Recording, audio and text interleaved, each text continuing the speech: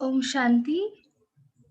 Zoom पर और YouTube पर जुड़े हुए सभी भाई बहनों का बहुत बहुत स्वागत है इस अव्यक्त वाणी क्लब में, आज के इस स्पेशल टॉक में।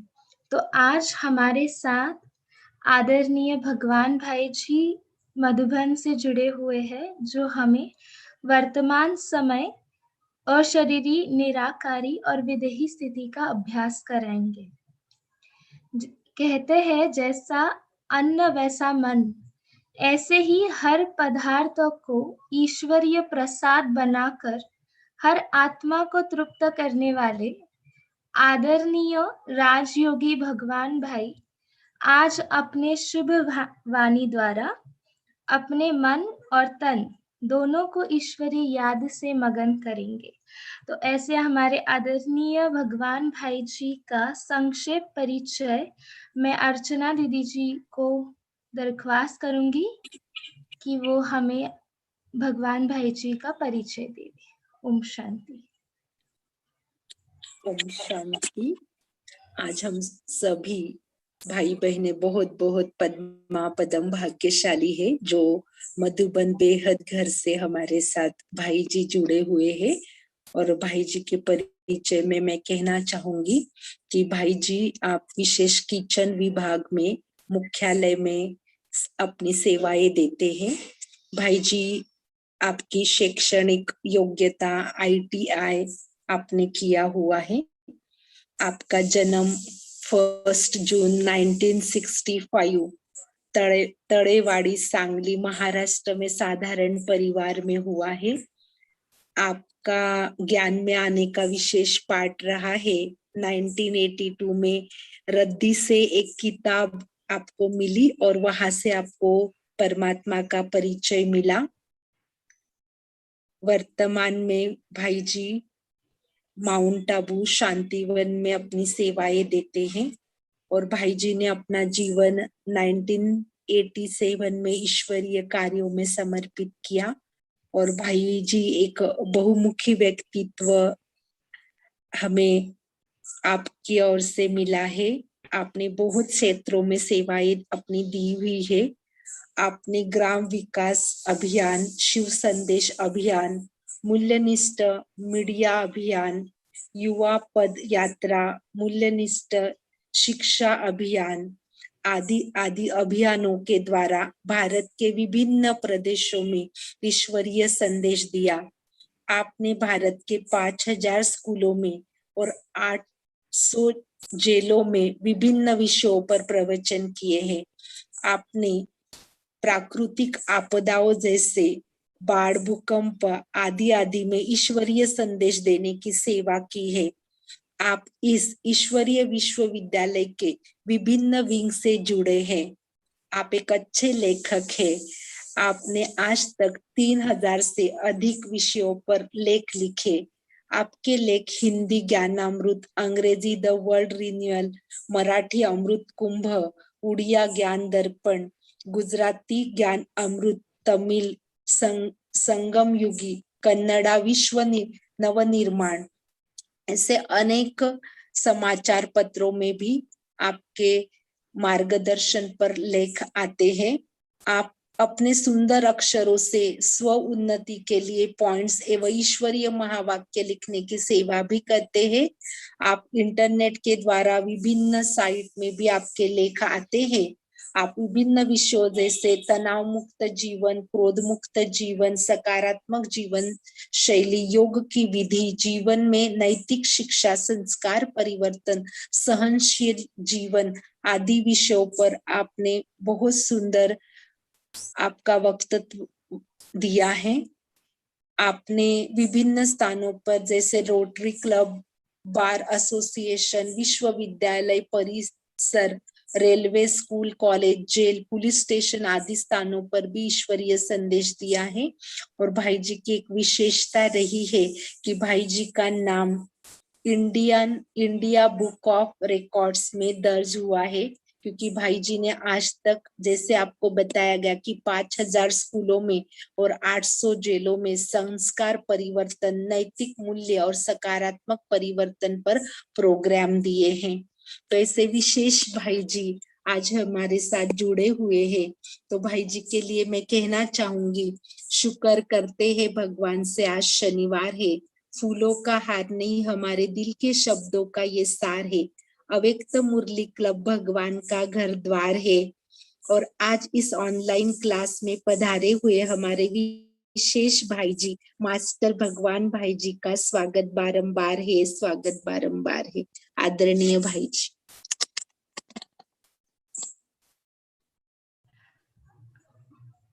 शुक्रिया अर्चना दीदी जी।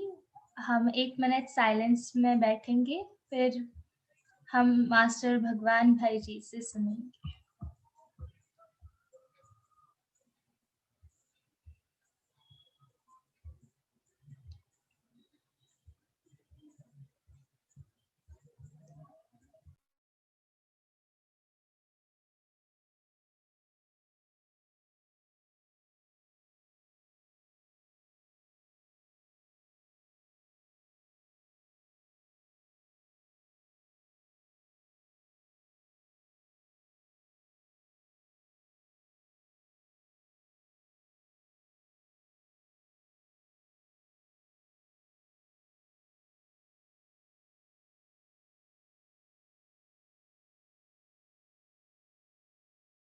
जी, हमारे साथ भगवान भाई जी आ चुके हैं। तो फिर एक बार दिल से भगवान भाई जी का बहुत बहुत स्वागत है इस अव्यक्त वाणी क्लब में। हम अभी आदरणीय भगवान जी से ही सुनेंगे। ओम शांति।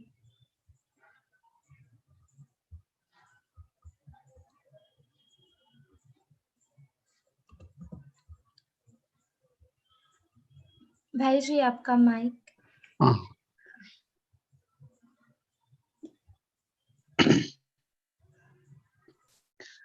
ओम शांति।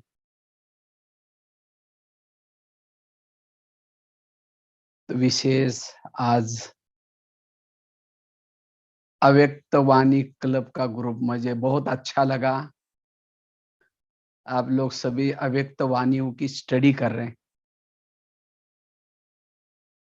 क्योंकि अव्यक्त वाणी डायरेक्ट भगवान वाच्य परमात्मा के महावाक्य वो टोटल मुझे ये लगता है इस क्लब में एक बार ही मिलते हैं, और इसी महावाक्यों से ही सभी का उद्धार होने वाला है। तो आप लोग डायरेक्ट महावाक्यों की स्टडी करते हैं, क्योंकि जितना बाबा की मुरलियों के अनुसार चलते हैं, मुरली अनुसार चलने वालों का जिम्मेवार बाबा है। क्योंकि जैसे अगर मैंने समझो मोबाइल लिया, इस मोबाइल को हर चीज को टच किया, तो जिस चीज को टच करते वो सब सोने की बन जाते हैं। तो मोबाइल वो सोने वाली चीज की महत्व नहीं है, चीज है हाँ, ये जो जिसे टच किया उसका महत्व। इसी तरह आज हमारे जो भी महारथी बने, जो भी बड़े बने, किससे बने हैं? मुरलियों से। और उस मुरलियों की स्टडी करते हैं, क्योंकि आजकल मैं देख रहा हूं, आजकल फेसबुक व्हाट्सएप इधर उधर से इतना सारा मटेरियल चटपटा आ रहा है, लेकिन जो मूल बाबा के महावाक्य है मुरली, वो बाजू में रह जाते हैं। इसीलिए आप लोग उन मुरलियों की स्टडी कर रहे हैं,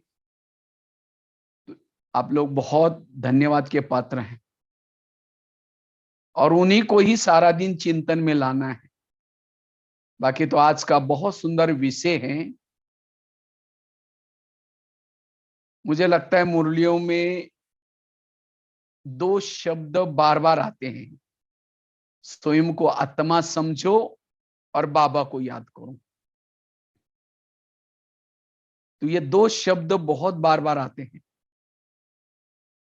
तो वास्तव में ये टोटल ज्ञान का सारा है। अशरीरी बनना, विधेयी बनना, निराकारी स्थिति का अनुभव करना,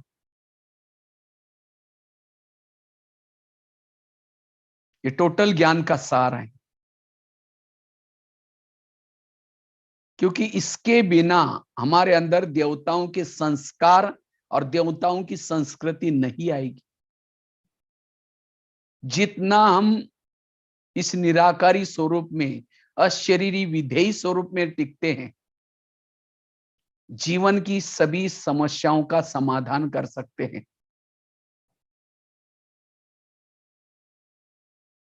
जितना इस स्वरूप का अभ्यास करते हैं, हर पल हमारा सफल हो जाएगा।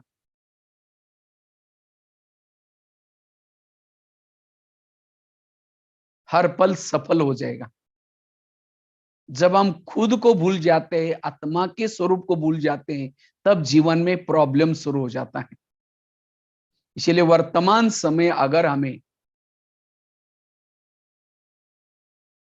स्वयं को एवरेडी बनाना है, अचानक के पेपरों में पास होना है, इसी की धुन लगानी है, यही हमारा वास्तव में पुरुषार्थ है।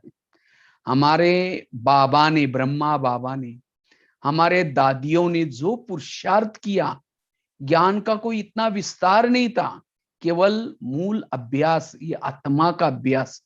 इसी अभ्यास से अष्ट रत्न में गए, 16,108 में गए, विजय माला के मन के बने। यही हमारा पुरुषार्थ है। जो ये निराकारी अशरीरी विधेयी आत्माभिमानी स्थिति की मेहनत करता है,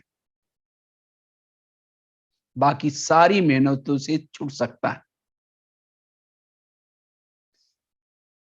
और जिसके पास ज्ञान के अथाह पॉइंट्स हैं, अव्यक्त वाणियों के पॉइंट्स, साकार मुरलियों के पॉइंट्स जिन्होंने धारण किया, वही पॉइंट स्वरूप में टिक सकता है।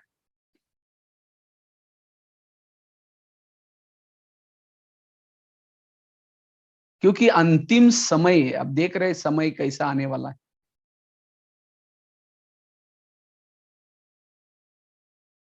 और अंतिम समय के पेपरों में पास होने के लिए यही पुरुषार्थ हमें काम आएगा। निराकारी स्वरूप में टिकना, अशरीरी स्वरूप में रहना, विधेयी स्वरूप में रहना।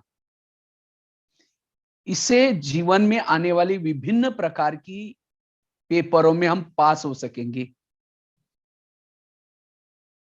अंतिम समय विभिन्न प्रकार के पेपर्स होंगे, चाहे पुराने संस्कारों की तरफ के पेपर्स, क्योंकि इतना दिन हम सेवा में बिजी रहे हैं और बातों में बिजी रहे हैं, संस्कार अंदर दबे थे, और अब थोड़ा फ्री हो गए, संस्कार आ रहे। और ये भी नहीं समझना कि अंतिम समय चारों तरफ से विनाश का कार्य देख करके हम हमारे अंदर वैराग आएगा, नहीं। संस्कार और ही जो अंश है वो वंश बन जाएंगे। इसलिए ऐसे समय पर हमें उस पुराने संस्कारों के पेपरों में अगर पास होना है, ये अशरीरी स्थिति, विधेय स्थिति का अभ्यास चाहिए। इसी से हम पास हो सकेंगे।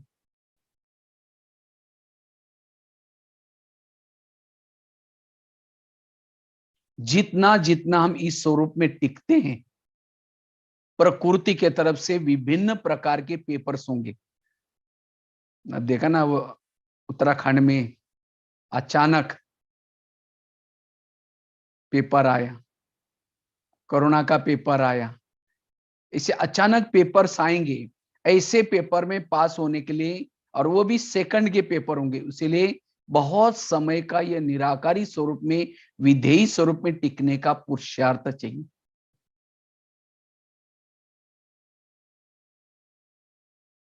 इस स्वरूप में टिकने से ही हम अपने इंद्रियों पर राज्य कर सकेंगे। आज हमारे जीवन के जो प्रॉब्लम्स है, उसका कारण है इंद्रियां हमारे आत्मा पर शासन करते हैं, और इसीलिए जीवन में प्रॉब्लम्स आते हैं। और हम ढूंढते कहां औरों को, इसकी गलती है, इसने मुझे ऐसा बोला, उसने तो बोला, लेकिन कान ने अंदर वो व्यर्थ बातें जाने क्यों दिया, मन ने क्यों सोचा। अगर हमारे इंद्रियों पर शासन है, बाहर कितनी भी समस्या है, लेकिन हम उसके पर अंदर विजयी बन सकते हैं। कब? इसके लिए आत्मिक स्थिति, अशरीरी स्थिति, विधेय स्थिति चाहिए। जितना इस निराकारी अशरीरी विधेयी स्वरूप का अभ्यास हम पुरुषार्थ करते हैं, जो आपस के जो पेपर्स है, आपस में संबंधों में प्रॉब्लम्स आ रहे, कोई हमें हमारा अपमान करेगा, कोई निंदा करेगा, कोई, क्योंकि रिटर्न जर्नी है, सबके हिसाब किताब चुक्त होने हैं, ये हिसाब किताब आएंगे। लेकिन ऐसे समय पर भी हमारी निर्विघ्न स्थिति रहे, उसके लिए ये निराकारी अशरीरी स्थिति चाहिए। तो इस अशरीरी निराकारी विधेय स्थिति से हम जीवन की हर प्रकार के पेपरों में पास हो सकेंगे। इसीलिए इसके लिए बाबा ने कितनी सारी ड्रिल करने के लिए, चाहे फरिश्ता स्वरूप का अभ्यास करो, 12 बार करो, 10 बार करो, कितना बाबा ने अलग अलग तैयार कराया, क्योंकि इससे हमारी स्थिति बन जाती। जितना इस स्वरूप में हम टिकते हैं, आत्मा के स्वरूप में, विधेयी स्वरूप में, निराकारी स्वरूप में टिकने वाला कई भी प्रभाव में नहीं आता, ना विकारों के प्रभाव में, ना व्यक्ति के प्रभाव में, ना वस्तुओं के प्रभाव में आता है। जितना इस स्वरूप में हम टिके रहते हैं, निराकारी विधेयी स्वरूप, अशरीरी का स्वरूप अर्थात सूर्य वाली स्थिति। और जो सूर्य वाली स्थिति में रहता है ऑटोमेटिकली विकार में विनाश हो जाते हैं। हमारे आत्मा के अंदर के जो जन्म जन्मांतर के विकारों के अंश वंश हैं वो नष्ट हो जाते हैं, जीवाणु खत्म हो जाते हैं। इसलिए गीता में भी कृष्ण अर्जुन को कहता है, हे पार्थ अब तुम सूर्य बनो, सूर्य। इसलिए हमें भी ये सूर्य वाली स्थिति जरूरी। और जो इस सूर्य वाली स्थिति में रहता है वही सूर्य वंशी में आ सकता है। सूर्य वाली स्थिति में रहने वाला ही निरंतर परमात्मा से कनेक्ट है। कई कहते मुझे पुरुषार्थ के लिए टाइम ही नहीं मिलता। किसको टाइम नहीं मिलता? जो देह के भान में रहते हैं उनको टाइम नहीं मिलता। वो योग लगाने के लिए बैठे हैं तो भी उसका योग नहीं है, क्योंकि देह भान में है। इसीलिए वर्तमान समय अगर संगम युग का आनंद लेना है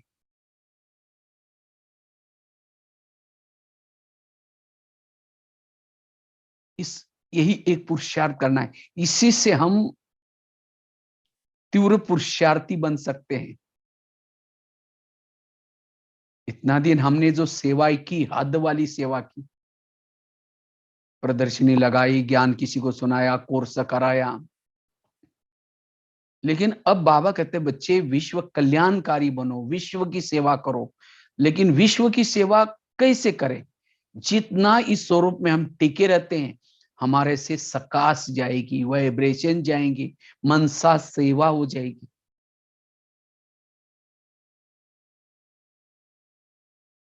अब हम महारथी किसको कहते हैं? जो अच्छा ज्ञान की क्लास कराता है, सेंटर में धन सी सेवा सहयोग कराता है, कुछ साधन देता है, उसको हम समझते हैं महारथी। लेकिन आगे चल करके महारथियों की परिभाषा बदल जाएगी। जो गुप्त रूप में अपनी स्थिति बना करके विधि अशरीरी स्थिति के द्वारा मनसा सेवा कर रहे अनेक दुखी आत्माओं को समय पर सहयोग दे रहे, उनके संस्कार बदलने के लिए, उनको शांति की, चैन की नींद आने के लिए वाइब्रेशन फैला रहे, ऐसी आत्माओं को लोग ढूंढेंगे। लेकिन ये मनसा सेवा करने के लिए, ये स्थिति बनाने के लिए, इसीलिए हमारी निराकारी अशरीरी विदेह स्थिति चाहिए। जैसे सूर्य जब उग जाता है ऑटोमेटिकली किरणें फैलाता है, कितनी सेवा हो जाती है। इसी तरह जितना इस स्वरूप में हम टिके रहते हैं हमारे से सेवा अनगणित होती रहेगी। जितना इस स्वरूप में हम टिके रहते हैं उतना इस स्वरूप में टिकने से आंखें खुली है, कान खुला है, देखते हुए भी न देखने की हमारी अवस्था बनी रहेगी। हम कान से सुन रहे, देख रहे, हमें कुछ भी ना दिखाई सुनाई पड़ेगा। कर्म योगी की स्थिति रहेगी, वाणी में बल आएगा, दृष्टि में बल आएगा। इतना नहीं, जहां भी हम चलते हैं हमारे से जो अशरीरी विधेय स्थिति से जो विकारों के वाइब्रेशंस है वो नष्ट हो जाते हैं, जीवाणु नष्ट हो जाते हैं। वायुमंडल को शुद्ध बनाने की हम सेवा कर सकते हैं। वर्तमान समय इसकी जरूरत है। और जितना हम इस स्वरूप में टिके रहते हैं हमारे इर्द गिर्द में गुण और शक्तियां ऑटोमेटिकली रहती है। कई कहते मुझे सहन नहीं होता। वास्तव में सहन करने का पुरुषार्थ नहीं है। जैसे बीज बोते हैं, बीज को वृक्ष आता है, पानी डालने से वृक्ष उगता है और वृक्ष आने के बाद उसको फल लगते हैं। इसी तरह जो अशरीरी विधेय स्थिति की स्मृति रूपी पानी डालता है, विधेय स्थिति का अभ्यास करता है, स्मृति करता है, करते करते उनके जीवन रूपी वृक्ष में नम्रता, धैर्यता, सत्यता, ये गुण रूपी फल, शक्ति रूपी फल ऑटोमेटिकली लगेंगे। शक्तियों के गुणों के पुरुषार्थ नहीं किया जाता है, पुरुषार्थ अशरीरी विधि स्थिति का।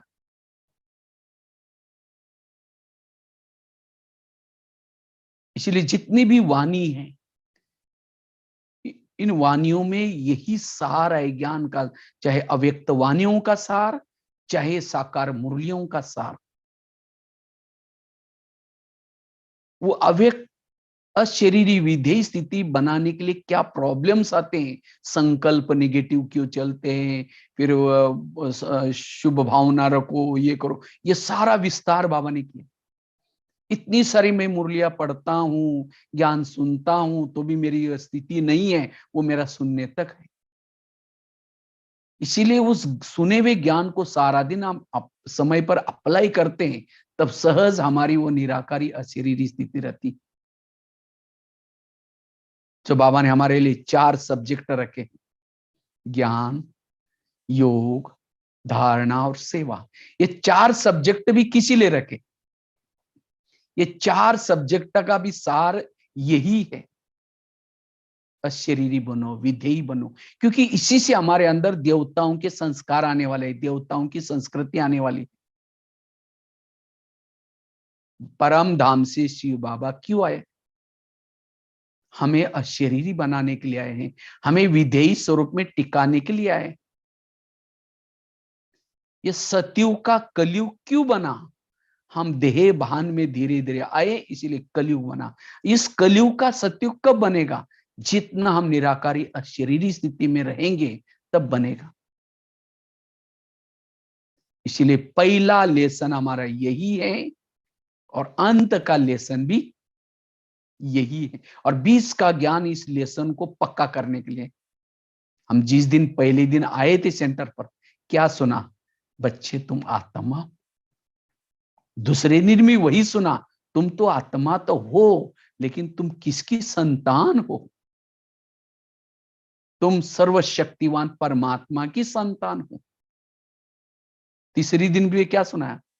तुम आत्मा तो हो, लेकिन तुम तो 84 जन्म लेने वाली महान आत्मा हो। ये 7 लेसन भी हमें आत्म अभिमानी बनने के लिए ही सिखाए।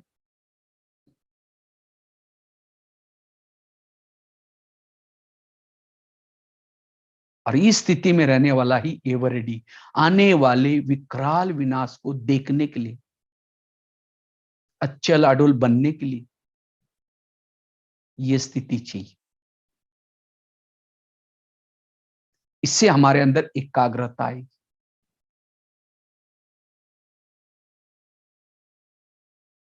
जितना जितना इस स्वरूप में हम टिकते हैं, विधेयी अशरीरी स्वरूप में,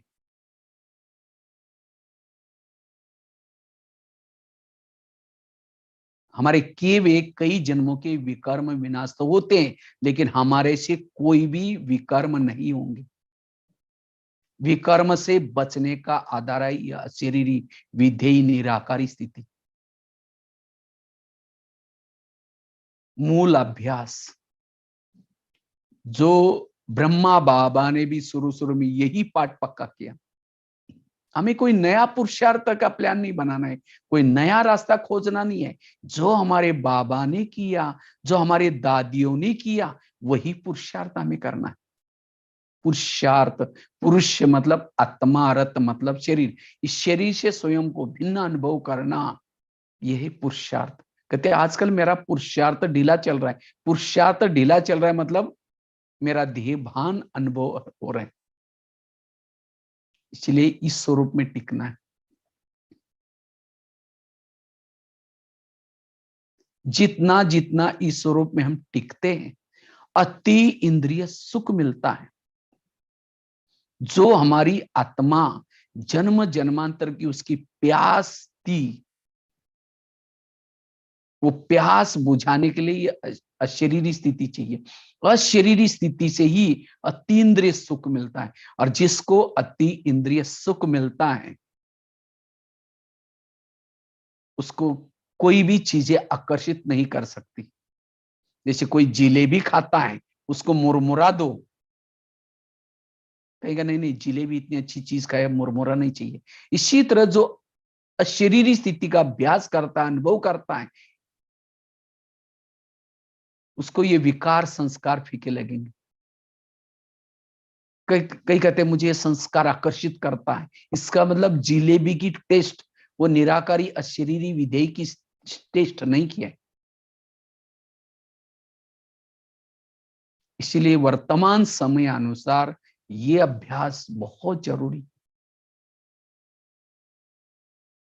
इससे से हम अंत के परीक्षाओं में पास हो सकेंगे, पद भी ऊंचा मिलेगा इसी पुरुषार्थ से। जैसे बता रहा था भाई, 4 सब्जेक्ट भी बाबा ने जो हमारे लिए रखे हैं, ज्ञान, योग, धारणा और सेवा, ये भी क्यों रखे हैं? इन चारों सब्जेक्ट का भी सार है यही। कई कहते मैं कभी मुरली मिस नहीं करता, मैं काफी सारी मुरली पढ़ता हूँ, रोज मुरली पढ़ता हूं। अगर मुरली पढ़ा तो स्थिति क्या चाहिए? निराकारी अशरीरी विधि स्थिति। अगर नहीं है इसका मतलब सुनने तक पढ़ने तक है, वो धारणा में नहीं। कई कहते हैं मैं रोज योग करता हूँ, 5-5, 6-6 घंटा मेरा योग का चार्ट रहता है। अगर योग का चार्ट रहता है तो भी मेरी स्थिति निराकारी विधि स्थिति नहीं है, इसका मतलब योग केवल शरीर बैठा था, मन बुद्धि कहीं और भटकी है, परम धाम में नहीं गई है।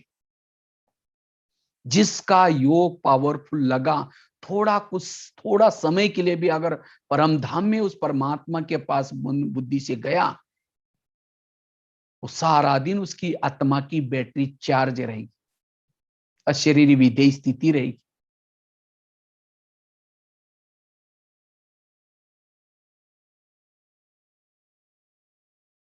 कई कहते मैं जब से ज्ञान में आया हूं, बाकी सारी धारणाएं मेरी पक्की है, मैं बाहर का भोजन नहीं खाता हूं, पवित्रता की धारणा, सारी धारणा, खान पान की सारी धारणा। अगर धारणा है फिर भी मेरी निराकारी स्थिति नहीं है, वो धारणा केवल दिखावटी है, एक्चुअली धारणा ही नहीं है। ये धारणा भी किसी लिए, चाहे पवित्रता की, चाहे शुद्ध भोजन की, ये सब धारणा भी अशरीरी विधेय स्थिति बनाने के लिए। कई कहते जब से मैं ज्ञान में आया खूब सेवाई की मैंने, अगर सेवा करने के बाद अगर मेरी स्थिति निराकारी विधेय स्थिति नहीं है, इसका मतलब उस सेवा केवल नाम मान शान के लिए है, क्योंकि सेवाओं से दुआएं मिलती है और वो दुआएं हमें निराकारी विधेय स्थिति में का अनुभव कराती, खुशी का अनुभव कराती। ये 4 सब्जेक्ट रखे हैं निराकारी अशरीरी विधेय बनने के लिए।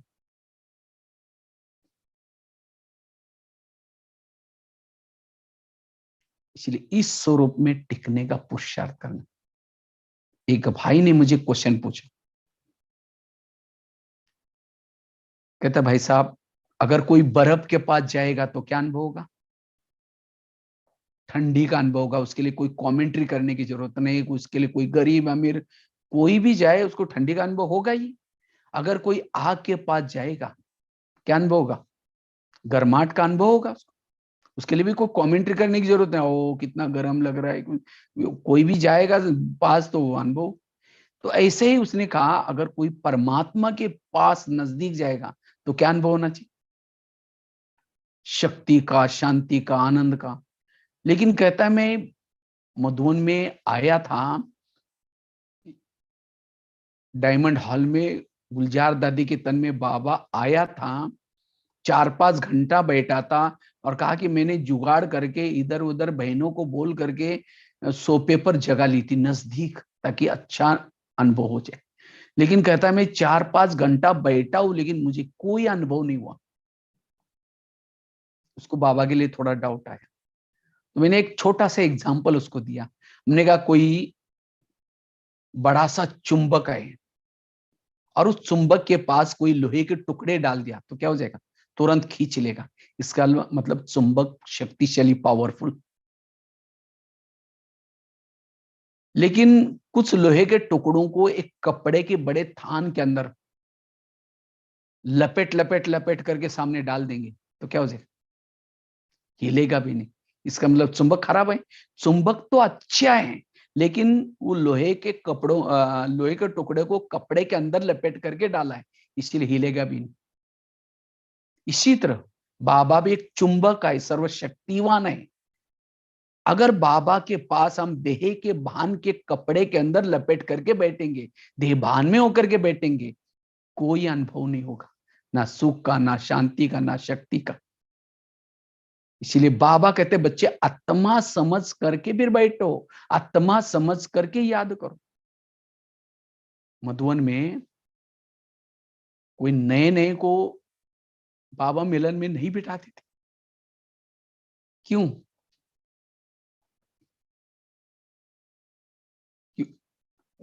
अगर वो नया नया कोई जाएगा तो उसको कोई अनुभव नहीं होगा। इसीलिए मधुवन में लाने के लिए नियम थे। जो एक साल तक ज्ञान में चलता है, मुरली रोज सुनता है, ऐसे कोई क्या करते थे, मधुवन में बुलाते थे। तो इसी तरह आज हमें भी बाबा ने जो नियम बना करके रखे हैं, किसी लिए रखे? एक साल तक हम वो सेंटर पर जाएगा, मुरली रोज सुनेगा, पवित्रता की धारणा करेगा, शुद्ध भोजन खाएगा, अमृत वाला उठेगा, तो ऑटोमेटिकली आत्मा में ताकत आती है, वो आत्मिक अनुभव होता है।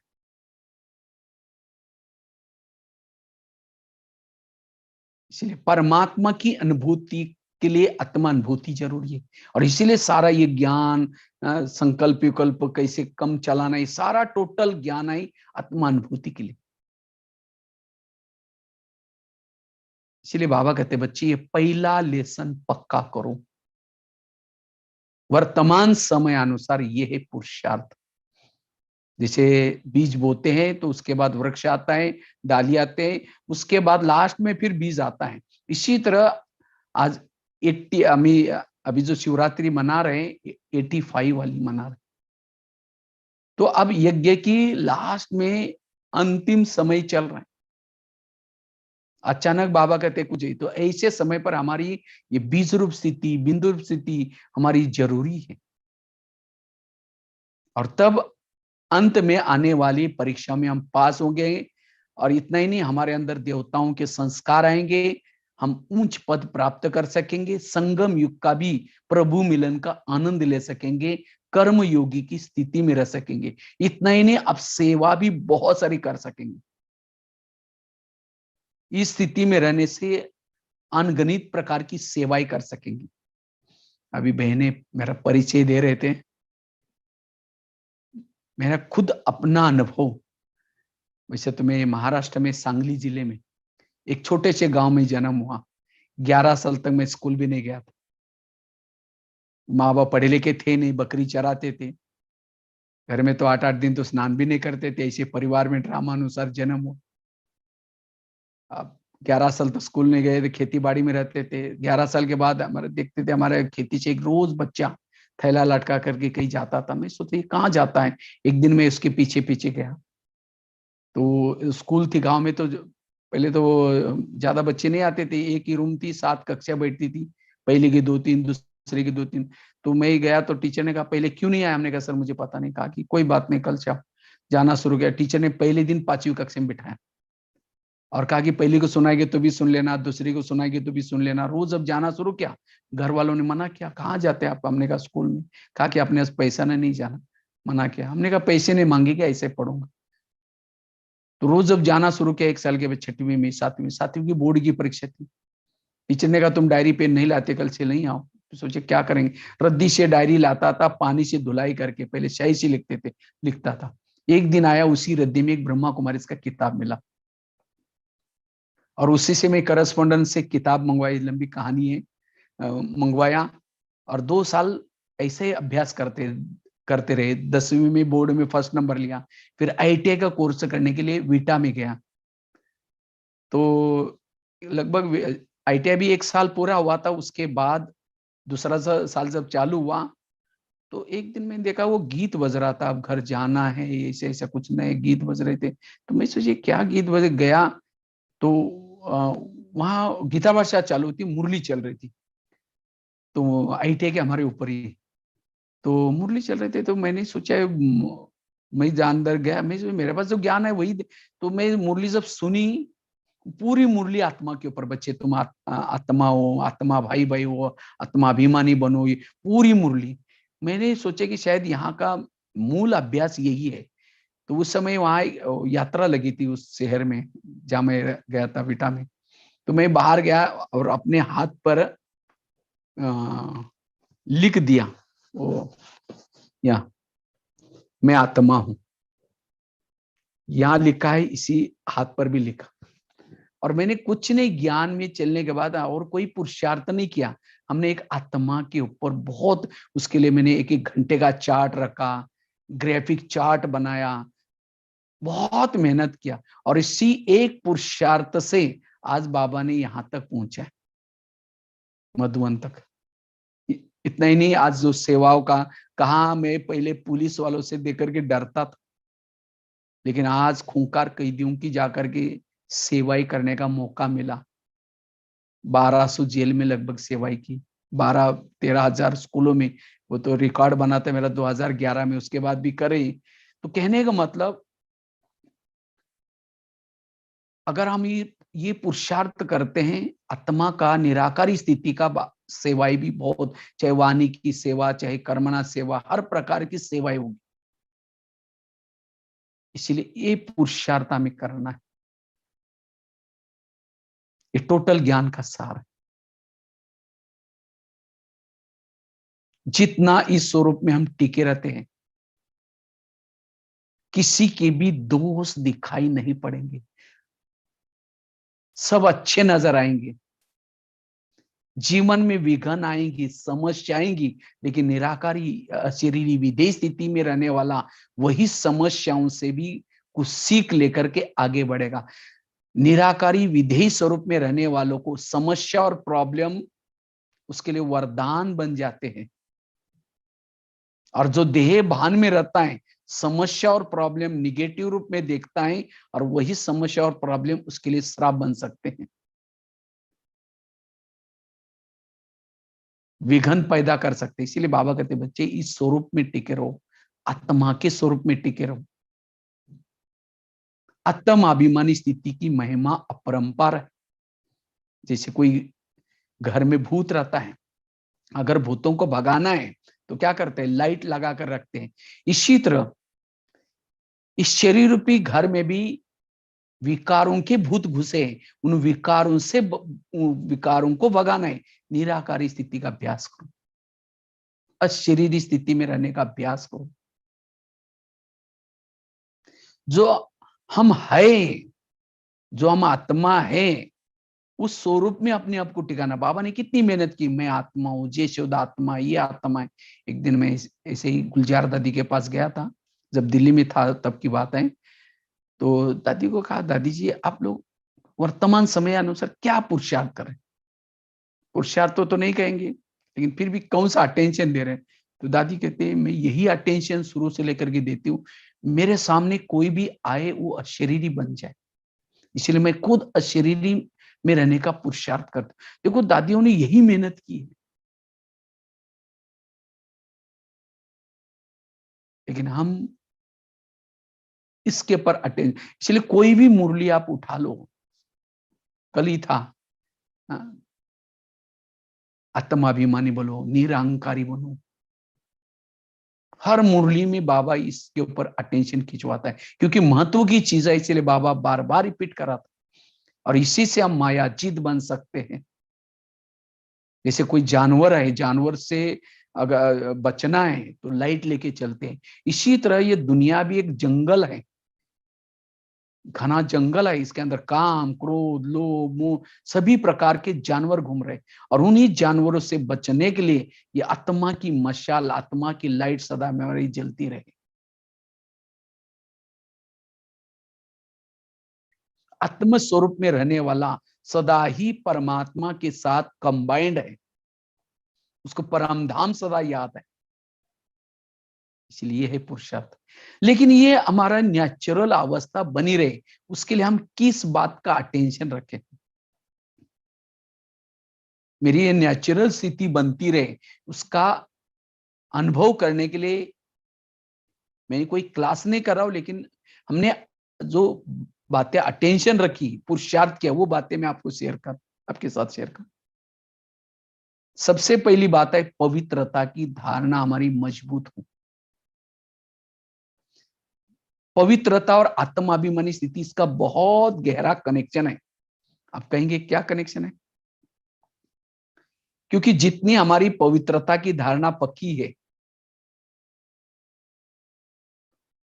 पवित्रता के द्वारा ही हम आत्माभिमानी स्थिति की अनुभूति कर सकते हैं। क्यों? पवित्रता और आत्माभिमानी स्थिति का क्या कनेक्शन है?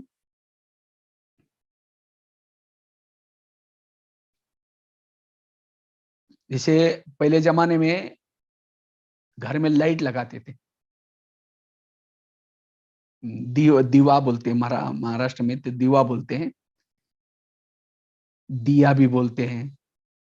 तो जैसे केरोसिन डालते, त्रिकोना सा रहता है, उसके अंदर केरोसिन डालते हैं, बीच में बाती रहते हैं, माचिस लगाओ, फ्लेम जलती रहती है। वो फ्लेम क्यों जल रहे हैं?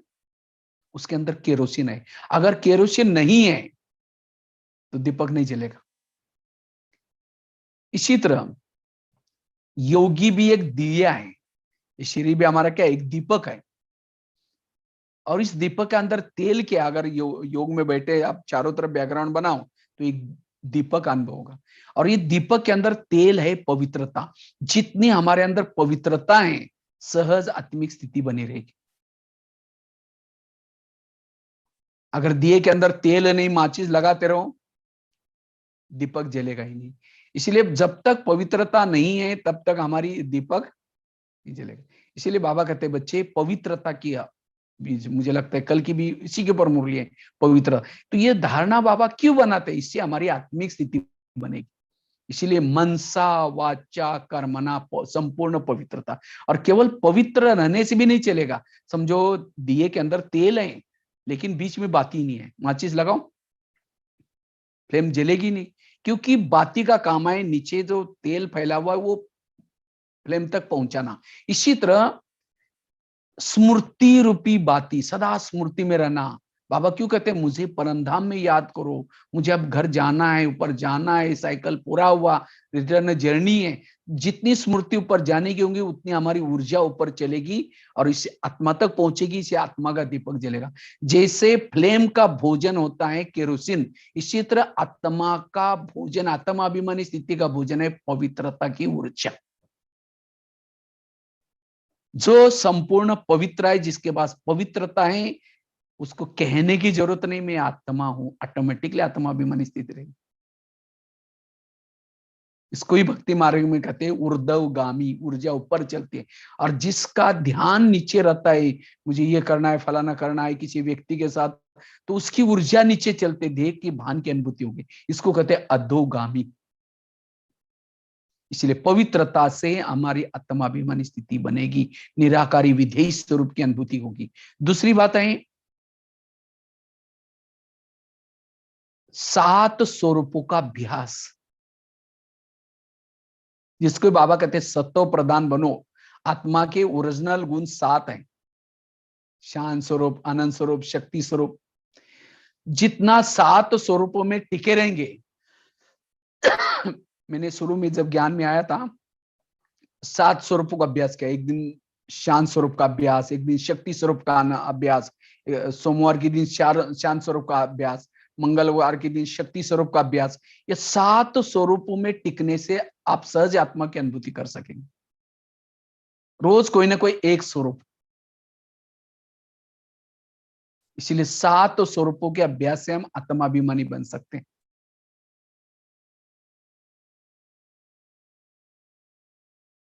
तीसरी बात, अगर हमें आत्माभिमानी बनना है, अशरीरी का अनुभव करना है, हमारे संकल्प, मन के संकल्प कम से कम चले। टोटल ज्ञान के मुरलियों का सार है पॉजिटिव रहो, सकारात्मक बनो। ड्रामा का ज्ञान, कर्मों का ज्ञान, जो हुआ अच्छा हुआ, ड्रामा रिपीट हो रहा है, ये सारा ज्ञान बाबा क्यों दे रहे हैं? इससे हमारे मन चुप रहे। और जिसका मन चुप रहता है, जैसे आकाश के चंद्रमा को पानी में देखना है तो पानी शांत चाहिए, इसी तरह परम धाम के परमात्मा को मन में देखना है तो हमारा मन शांत चाहिए। इसलिए जितना मन को शांत रखेंगे उतना अशरीरी विधि स्थिति में रहेगी। लेकिन हम कहते हैं ये क्यों हो रहा है, मेरे साथ क्यों हो रहा है, ऐसा क्यों हो रहा है। जितना क्वेश्चन, इसलिए no question, no correction, no quotation, no opposition, मन चुप। और जिनका मन चुप रहता है वो विधेयी स्वरूप में टिक सकता है। इसलिए विधेयी स्थिति में रहने के लिए हमें क्या करना है, मन को चुप रखना है, मन को सदा सकारात्मक रखना है।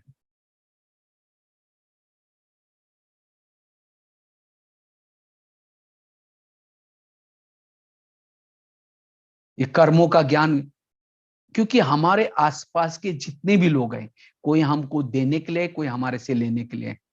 कई कहते हैं मेरे साथ ऐसा क्यों करता है, मैं इसके रास्ते में कभी गया नहीं, मैंने इसका बुरा कुछ किया नहीं, फिर भी ऐसा क्यों करता है। इस जन्म में नहीं गए, कभी तो गए हैं ना। अगर पिछले जन्म का आपका और उसका दिखाया जाए जन्म, आपने भी उसको कभी पति बन करके तंग किया होगा, कभी बच्चा बन करके तंग किया होगा, कभी पड़ोसी बन करके तंग किया होगा। और इसको जब हम भूल जाते हैं तब जाकर के कभी कभी मन में अनेक प्रकार के क्वेश्चन चलते हैं, ये क्यों कर रहा है, ये मेरे साथ क्यों कर रहा है। और जब क्वेश्चन चलते हैं तब जाकर के देह भान आता है। जितने ज्यादा सोचेंगे, माया क्या करती है, माया आपके जीवन में प्रॉब्लम निर्माण करते हैं। संकल्प विकल्प चलाने का ये करेंगे। इसीलिए हमें कोशिश करके क्या करना है, पॉजिटिव रहना है, सकारात्मक रहना है। और जितना सकारात्मक रहेंगे, पॉजिटिव रहेंगे, व्यर्थों से मुक्त बनेंगे।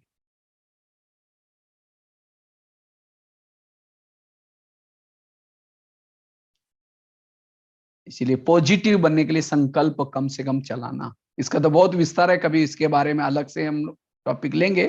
संकल्पों को कैसे मन को चुप रखे कैसी भी विपरीत परिस्थिति में। तो जितना संकल्पों को कम चलाएंगे, आत्माभिमानी स्थिति ऑटोमेटिकली रहे। सारे ज्ञान का सार है, शुभ चिंतक रहो, कर्मों की गुही गति, ड्रामा, ये सारा ज्ञान का सार। और जितना जिन्होंने अप्लाई किया इसको, उतना निराकारी विधेयी स्वरूप बना रहेगा, बाप समान बनेंगे। चौथी चीज है, अगर मुझे निराकारी विधेयी स्वरूप का अनुभव करना है, अभ्यास करना है, उसके लिए जितना जितना हम निरहंकारी बनेंगे, निरहंकारी वाला ही निराकारी स्वरूप में रह सकता है।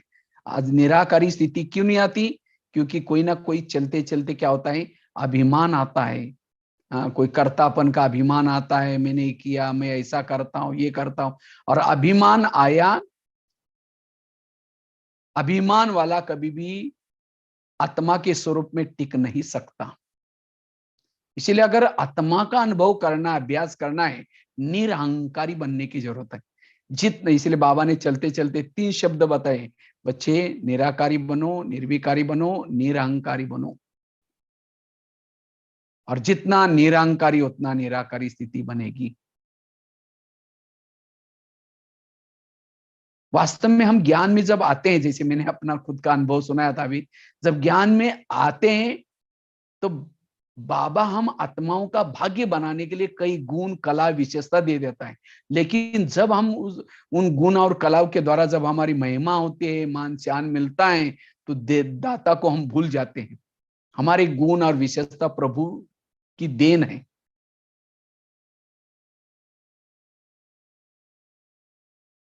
जैसे मैंने अपना खुद का अनुभव सुना है, अब कहाँ गांव में थे, 8-8 दिन में खुद भी स्नान नहीं करता था, ना कोई भक्ति की बातें पढ़ी थी, ना भक्ति करते थे, ऐसे बकरी चराते थे, ऐसे फटे हुए कपड़े पहनता था, मैं ऐसे ही रहता था गांव में।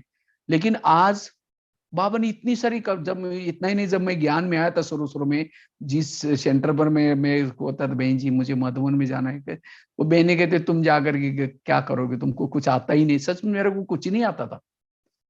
लेकिन मेरा बहुत दिल था कि बाबा की सेवा करने का। लेकिन आज सच में इतनी सारी आज स्कूलों में कार्यक्रम करने का, ये सारी विशेषता बाबा ने दी है। मेरा तो कुछ भी नहीं, मुझे हिंदी भाषा भी नहीं आती। इतना बोर्ड पर लिखने की कला, भोजन बनाने की कला, कितनी सारी कलाई बाबा ने। आज जब आप देख रहे कंप्यूटर में, खुद कमरे में बैठ करके चला रहा हूँ अपने रूम से, ये सब ये कर रहे हैं, वो भी बाबा ने इसी लॉकडाउन में दे दिया मुझे, सिखाया सारा। मुझे कुछ नहीं आता था, मैं तो उस समय तक मार्च तक मेरे पास एंड्रॉइड मोबाइल भी नहीं था। ये प्रभु की कमाल है, बाबा ने इतना मेरे ऊपर उपकार किया। लास्ट के जन्म में अपना भाई बनाया, भगवान ने अपना भाई बनाया। कितना वंडरफुल। अगर मैं कहूँ कि मैं भगवान भाई, वाह, मैं इंडिया बुक ऑफ रिकॉर्ड में मेरा नाम दर्ज हुआ है, मैं इतनी अच्छी क्लास कराता हूँ, अभिमान है, आत्मा अभिमानी स्थिति बनेगी। मैंने एक जीवन में एक कहानी याद रखी। एक व्यक्ति ने एक नया मकान बनाया था। उन्होंने गधा भी पाला था और नया मकान बनाया पूरा। जब मकान पूरा हुआ तो उसको लगता है कि अब ये सारा सामान मैं कैसे लेके जाऊं। फिर सोचा चलो गधा है, इसके ऊपर रख देते। अभी इतना महंगाई होती थी, मेरा सारा पैसा खत्म हो गया। थोड़ा थोड़ा करके गधे पर रख करके सारा पुराना घर का सामान शिफ्ट किया। लेकिन एक मूर्ति बची थी। सोचा ये कैसे लेके जाओ, भारी मूर्ति है। सोचते चलो कोई बात नहीं, गधे ऊपर रख देता है, क्या लोग क्या बोलेंगे, इसलिए ऊपर से कपड़ा ढक दिया ताकि लोग देखे ना करके। कपड़ा ढक करके गधे के ऊपर रख करके लेके जा रहा था। गधा चलते चलते मूर्ति के ऊपर का कपड़ा हट गया, सिर दिखना शुरू हो गया। जैसे सिर दिखता है, लोग मूर्ति को देख करके नमस्ते करना शुरू किया। जैसे नमस्ते करना शुरू किया, गधे को लगता है मुझे लोग नमस्ते कर रहे हैं। वास्तव में गधे को नमस्ते नहीं कर रहे थे, मूर्ति को नमस्ते कर रहे थे। इसी तरह आज हम भी क्या थे। लेकिन आज हम कई जब जब सेंटर पर जाते हैं, क्लास भट्टी कराते हैं, तो लास्ट में बहनें क्या करते हैं, बहुत श्रृंगार कराएगी, बहुत मना काफी सारा यज्ञ के लिए लिफाफा भी देंगे, पैसा देंगे, सौगाती देंगे। तो वास्तव में सौगाती मिल रहे या लिफाफे मिल रहे, पैसा मिल, ये कोई मेरे क्लास सुन करके नहीं दे रहा है। ये मैं मधुबन निवासी हूँ, मेरे पास समर्पित का बैच है, इसीलिए दे रहा है। अगर मैं बाबा का ना बनता, समर्पित ना होता, तो मुझे कौन पूछता। इसीलिए मेरी महिमा बाबा के कारण। इसीलिए बाबा कहते बच्चे निरहंकारी बनो, और जितना हम निरहंकारी बनेंगे उतना निराकारी स्थिति हमारी बनी रहेगी। निरहंकारी वाला ही क्योंकि अभिमान वाला, उसके संकल्प तेज चलते, अपमान की फीलिंग होते है, सहन नहीं कर सकता, तनाव आता है, टेंशन आता है। इसीलिए निराकारी स्थिति के लिए निरहंकारी बनने की जरूरत है। पांचवी बात है, पहली बात बताए, अगर मुझे, ये प्रैक्टिकल बात है, ये अगर आपके लाइफ में है तब आप निराकारी स्वरूप, सारी मूल्यों का सार यही है। पवित्रता की धारणा, दूसरी बताए 7 स्वरूपों का अभ्यास, जिसको बाबा कहते हैं सत्व प्रधान बनो, जो आत्मा के मूल गुण है। ये मूल गुण 7 गुण, अगर शांत स्वरूप, आनंद स्वरूप, शक्ति स्वरूप, प्रेम स्वरूप, तो ये गुणों को जितना धारण करेंगे उतना ऑटोमेटिकली क्या ये स्वरूप आएगा। तीसरी बात बताई,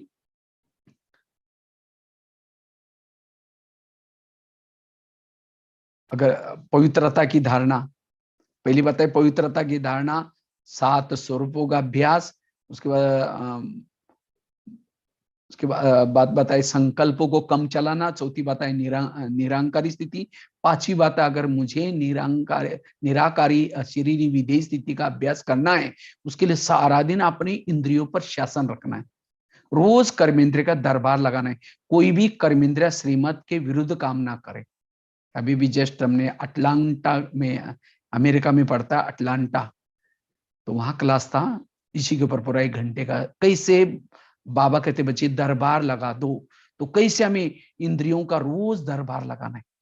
जब हमारी इंद्रिया सारा दिन गलत काम करते हैं, तब हमारा योग भी ठीक नहीं लगेगा, आत्मिक स्थिति में भी नहीं रह सकेंगे।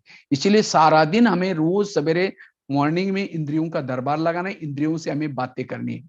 और जितना इंद्रियों से बातें करेंगे स्वराज्य अधिकारी स्थिति रहेगी, और जितना स्वराज्य अधिकारी स्थिति है उतना हम अशरीरी विधेय स्थिति में रह सकते हैं। पांचवी बात है विधि पूर्वक योग।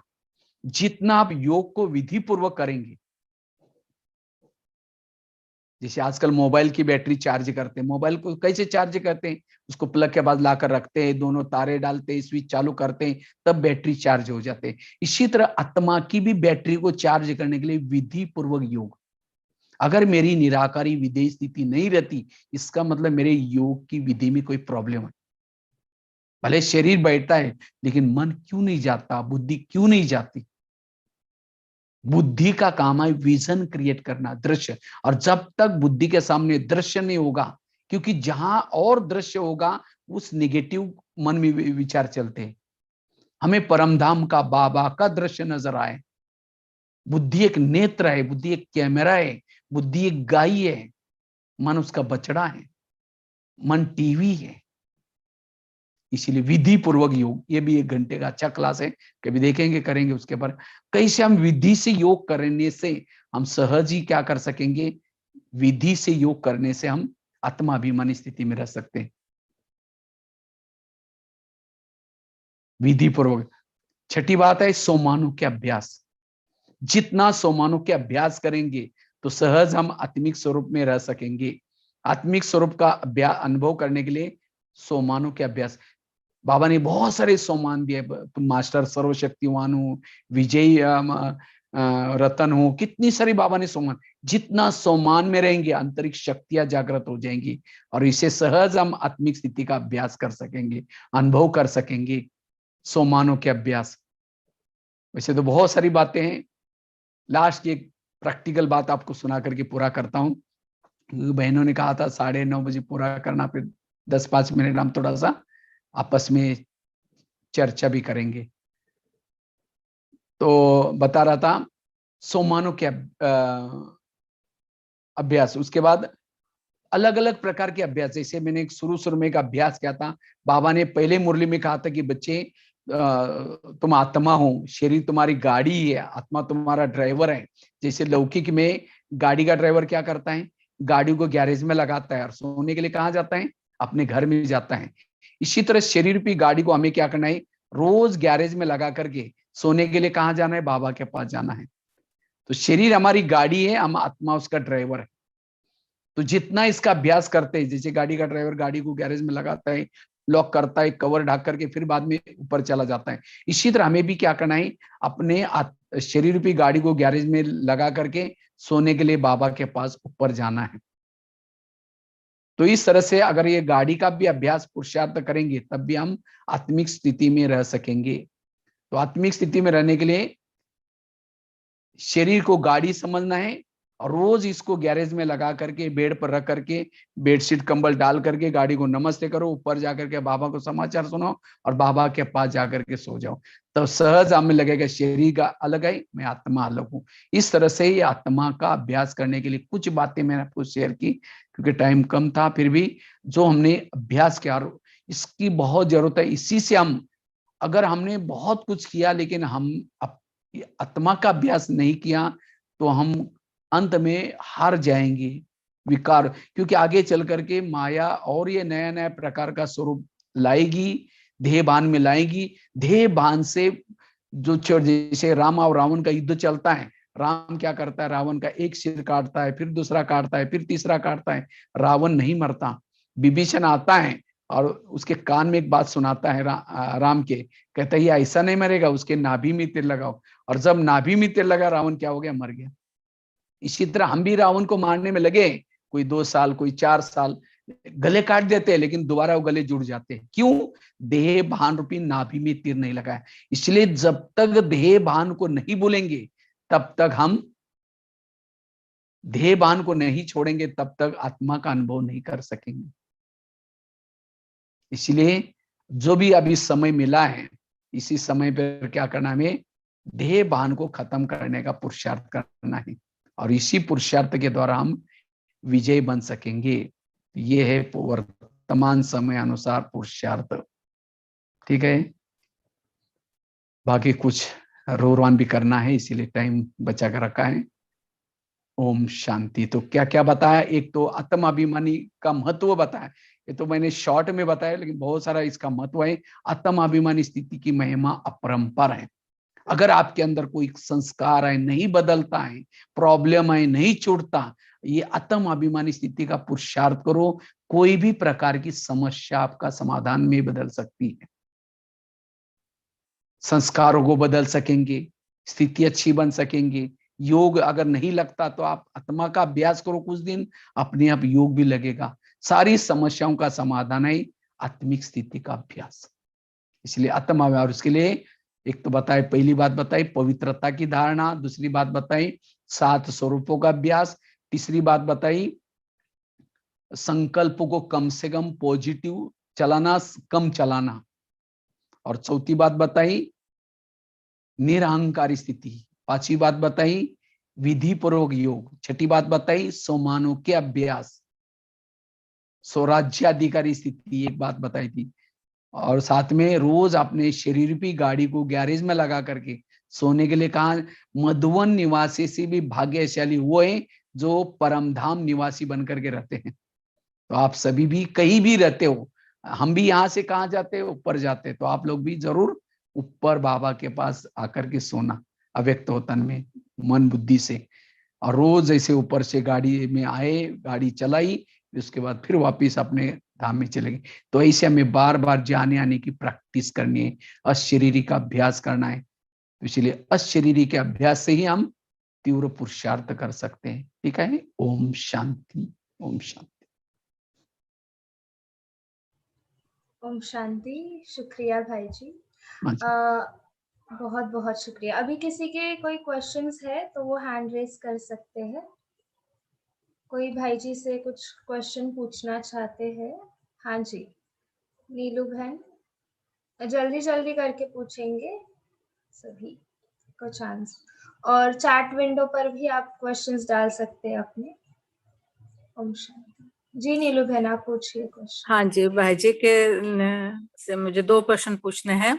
एक तो विधि पूर्वक योग जो बोला भाई जी ने, उसका थोड़ा सा चाहिए, और दूसरा भाई जी जितने भी आपने पुरुषार्थ बोले ना, ये हम करते हैं, लेकिन ये कुछ समय बाद छूट क्यों जाते हैं? जैसे लॉकडाउन के दौरान ये सारे पुरुषार्थ हम करते रहे हैं, लेकिन एट टाइम से छूट जाते हैं। वो नहीं छोड़ना, ये नहीं, कई ज्यादा पुरुषार्थ के लिए पॉइंट नहीं लेना, एक ही लेकर के उसका अभ्यास करना है। एक ही पॉइंट लो बस। हम क्या करते हैं, इसका सुनते उसका सुनते इधर उधर से सुनते, तो हम सोचते हैं कि शायद उनका ही ठीक है, इसीलिए हम क्या करते हैं 17 कुएं खोदते। 17 कुएं नहीं खोदना है, लेकिन उसी का ही ये करके तब अगर करेंगे तो अनुभव होगा जरूर, छोड़ना नहीं है उसको। तो विधि पूर्वक योग की बात मैं आपको शॉर्ट में बता देता हूँ। जैसे आजकल मोबाइल को चार्ज करते हैं तो प्लग के पास लाकर रखते हैं, दोनों तारे डालते हैं, स्विच चालू करते हैं। अगर केवल प्लग के पास लाकर रखेंगे तो चार्ज नहीं होगा। इसी तरह शरीर भी हमारा मोबाइल है, आत्मा उसकी बैटरी है, उसको चार्ज करना है तो बैटरी, कोई मोबाइल चार्ज नहीं होता, शरीर हमारा चार्ज नहीं होगा, लेकिन आत्मा चार्ज हो जाते। जैसे हमें भी प्लग के पास, प्लग अर्थात अलग अलग बाबा ने सेंटर्स खोल के रखे हैं, तो हमें दिन में एक बार, भले लॉकडाउन में आप हम नहीं गए, लेकिन तो भी हमें टाइम निकाल करके अभी क्या करना है, सेंटर पर जरूर जाना है, प्लग में जो के पास जाना जरूर। वहां वायुमंडल मिलता है, वहां एनर्जी है डायरेक्ट परमात्मा की। तो हमें जा करके केवल वहां बैठना नहीं, लेकिन तारे मन बुद्धि को ऊपर लगाने। जैसे मोबाइल को प्लग के पास केवल रखते नहीं, उसकी तारे प्लग में डालते। इसी तरह हमें भी केवल वहां जाना नहीं, लेकिन जा करके मन बुद्धि को ऊपर बाबा में लगाना है, और स्मृति का स्विच भी चालू करना है। स्मृति का स्विच चालू को, बाबा ने मेरे ऊपर क्या उपकार किया, बाबा ने मुझे क्या से क्या। जितनी स्मृति गहरी उतना योग गहरा। स्विच चालू करना, तारे डालना, दोनों भी डालना, मन और बुद्धि, और तो इसको कहते विधि। और जैसे कई आप समझो, कई कहते हम योग में बैठते लेकिन ऊपर जाते नहीं। हमारे आत्मा कोई शरीर से निकल के ऊपर नहीं जाएंगी। जैसे मोबाइल को चार्जिंग में लगाया, दोनों तारे डाल दी, स्विच चालू किया, जब मोबाइल चार्जिंग चालू हो जाता है तो बैटरी निकल करके प्लग में थोड़ी घुसने के लिए जाते हैं। बैटरी कहाँ रहते हैं? प्लग में रहती है, मोबाइल में रहते हैं। इसी तरह जब हम योग करते हैं, हमारी आत्मा जो ओरिजिनल है बॉडी में रहती है, केवल हमारी मन बुद्धि जाती है। अगर मन बुद्धि को लेके जाने की प्रैक्टिस करेंगे तब करंट आएगा, पावर आएगी, और उससे बैटरी चार्ज होगी। तो ये है विधि पूर्वक मोबाइल की बात। भाई जी और एक क्वेश्चन है हाँ जी। कि अशरीरी कैसे बने? हम प्रैक्टिस बहुत कर रहे हैं बट सफलता नहीं मिल पा रही है। नहीं, उसके लिए मेहनत करनी ही है, क्योंकि क्या है, जैसे कोई सुई, बाबा कहता है ना, सुई का एग्जाम्पल देता है, सुई को जंग, इसी तरह हमारा कई बहुत समय का ये है ना देहबान, इसीलिए मेहनत करनी पड़ेगी। उसके लिए सवेरे थोड़ा जल्दी उठ करके अच्छी तरह अभ्यास करना, तो उसके लिए एक सहायक 2-3 बातें भी हो जाएगी। सवेरे का अमृत वाला योग, आत्मिक स्थिति अशरीरी बनने के लिए सवेरे सवेरे 3 चीजें मत हो के, अमृत वाला का योग, क्लास के पहले का योग और सवेरे की मुरली, ये 3 चीजें हमें आत्मिक स्थिति बनाने के लिए बड़ी काम आती है। अगर वो आप एक्टिव होकर के, अलर्ट होकर के करेंगे, इन तीनों चीजों से हमारे अंदर ताकत आएगी। और सारा दिन भी हमें क्या करना है, बार बार मैं आंखों के द्वारा इस आत्मा को देख रही हूँ, ये कान, मैं आत्मा इस कान के द्वारा सुन रही, जैसे बाबा ने प्रैक्टिस की है, तो हमें ये प्रैक्टिस करने की भी जरूरत है सारा दिन भी, तब जाकर के इसका अभ्यास, क्योंकि ये सबसे ज्यादा कठिन यही अभ्यास, और इसे याद भी कठिन लगती है, और इसी से सारा ये है, और यही इसी से पेपर भी आने वाले, तो हमें ये अभ्यास करना है।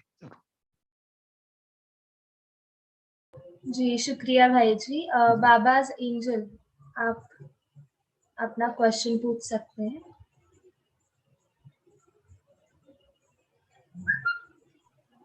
ओम शांति भाई जी। हाँ जी।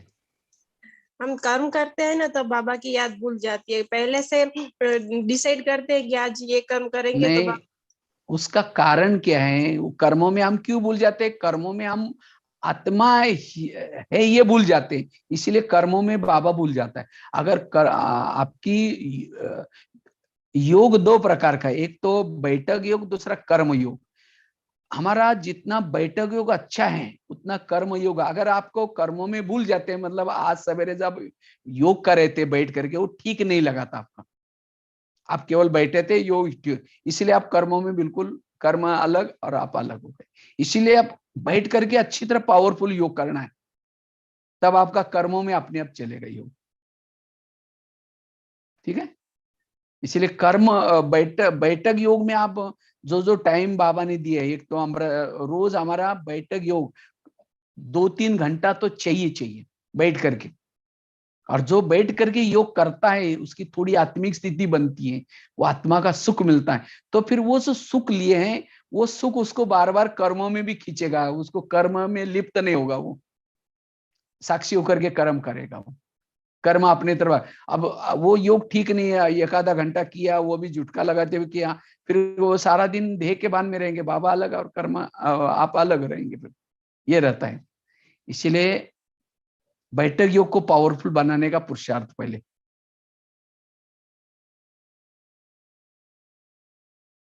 जी शुक्रिया भाई जी।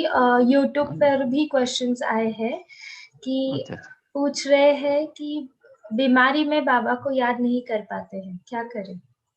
हाँ, बीमारी के समय अगर कर्म भोग समझ करके करेंगे, मुझ आत्मा ने किए हुए कर्मों का ये हिसाब किताब है, तब जाकर के अपने आप साक्षी होकर के याद कर सकेंगे। और जितना भी समझो आप, क्या है, हमारे बीमारी के समय भी जितना हम 8-15 दिन योग नहीं किया, उससे भी ज्यादा विकर्म में विनाश हो जाते हैं उसमें, बीमारी में भी। तो इसलिए बीमारी में खुशी में से चुप कर, हमारे विकर्म में विनाश होने की 3 प्रकार होते हैं। एक तो योग से होते हैं, दूसरा जिन व्यक्ति ने हमें परेशान किया वो आकर के आपको परेशान करेगा, तंग करेगा, तो उस समय अगर आप चुप रहते, सहन करते, तो आपका कई दिनों का हिसाब चुकता हो गया। अब उस समय अगर आप बोल दिया, उल्टा बोल दिया, आपके हिसाब बन गए, तो इसलिए उस समय हमें चुप रहना। और बीमारी के समय भी हम जब अगर चुप रहते, बाबा बाबा करते, तो उस समय भी हमारे हिसाब किताब चुकते हो जाते हैं। इसलिए उसके लिए आत्मिक स्थिति जरूरी है, तब बीमारी में हम बाबा की याद भी कर सकें। ठीक है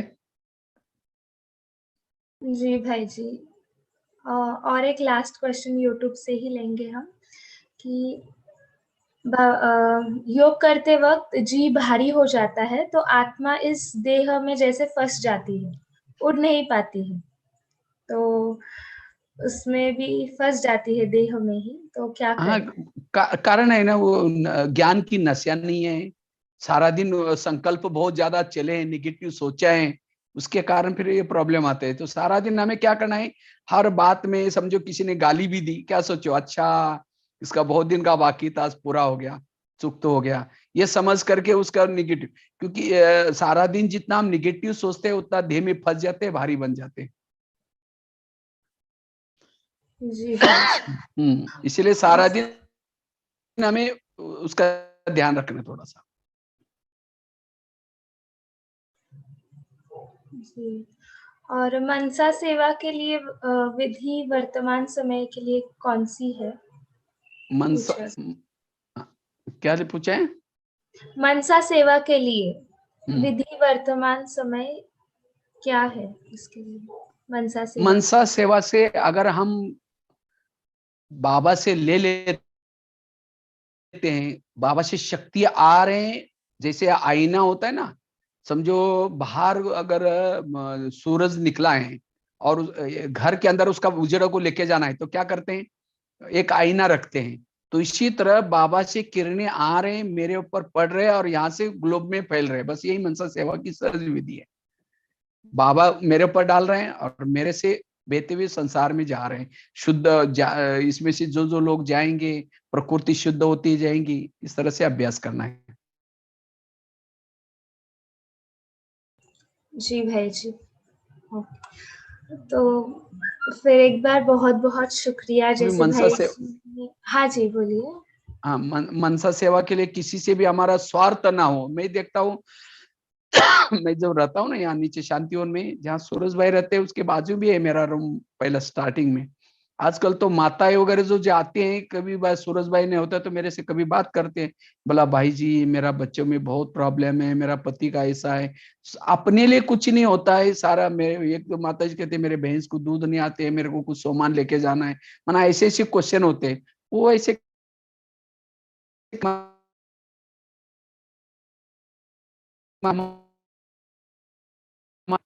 ना मेरा बेटा, मेरे बेटे को देना है, वो करना है।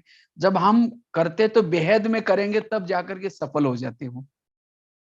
और उसके लिए व्यर्थों से बिल्कुल मुक्त स्थिति चाहिए, तब जाकर के कर सकते हैं मनसा सेवा।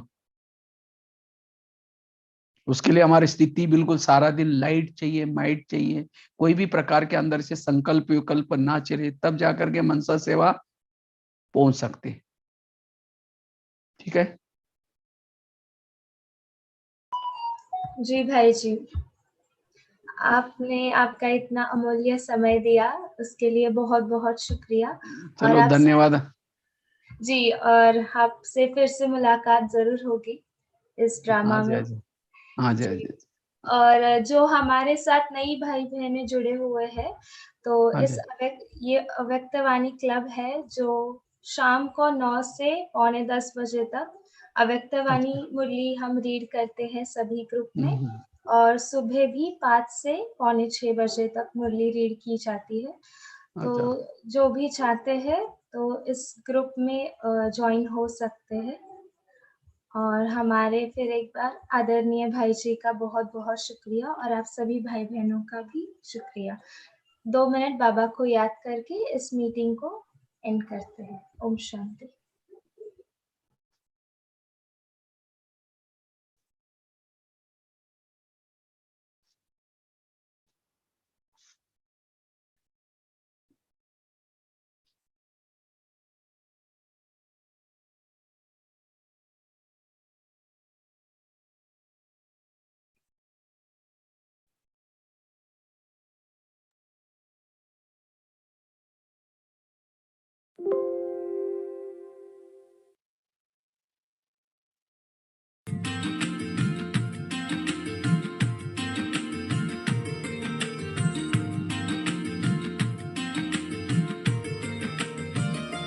ऐ खुदा तू बता तेरा क्या नाम है, तू है रहता कहाँ, तेरा क्या काम है।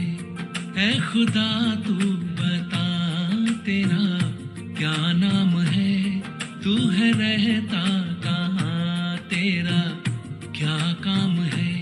क्या है तेरी हकीकत जो गुमनाम है, तुझ पे खुद को छुपाने का इल्जाम है।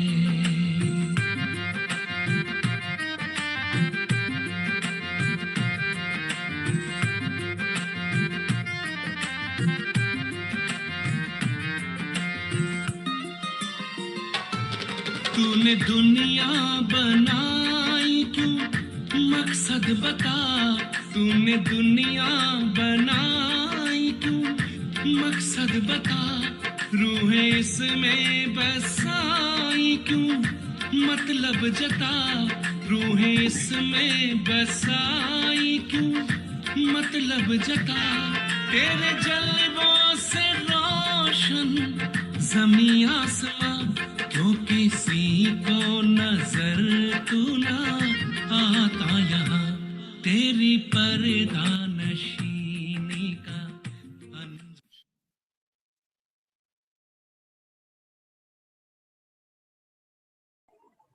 ओम शांति। सभी का फिर एक बार शुक्रिया।